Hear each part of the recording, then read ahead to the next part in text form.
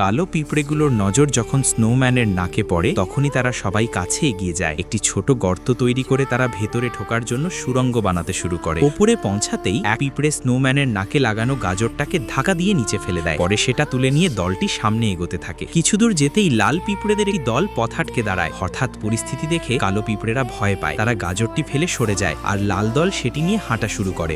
এই দৃশ্য কালো পিঁপড়েদের আরও রাগিয়ে তোলে। এর মধ্যেই তাদের নেতা একটা বুদ্ধি খুঁজে পায়। পাশে রাখা একটি স্কেটিং বোর্ডে সে উঠে বসে আর কয়েকটি পিঁপড়ে পেছন থেকে ধাক্কা দিতে থাকে। বোর্ডটি দ্রুত লাল পিঁপড়েদের দিকে এগিয়ে যায়। মুহূর্তের মধ্যেই কালো দল লাল পিঁপড়েদের সরে যেতে বাধ্য করে এবং গাজরটি ফিরিয়ে নেয়। আরেকটু এগোতেই পেছন থেকে লাল পিঁপড়েরা অন্য একটি স্কেটিং বোর্ড নিয়ে এসে হাজির হয়। এবার তারা কালো দলকে সরিয়ে গাজরটি নিজেদের দখলে নেয়। ঠিক তখনই কালো পিঁপড়েরা একটি গাছের সঙ্গে ধাক্কা খায় আর সবাই নিচে পড়ে যায়। অন্যদিকে লাল পিঁপড়েদের বোর্ড সোজা খাদে গিয়ে পড়ে। পড়ার সময় গাজরটি একটি গাছে লেগে ঘুরে আবার কালো পিঁপড়েদের দলে ফিরে আসে। এভাবে দু দলের টানাপোড়েনের মাঝেও গাজরের দখল আবার তাদের হাতেই আসে।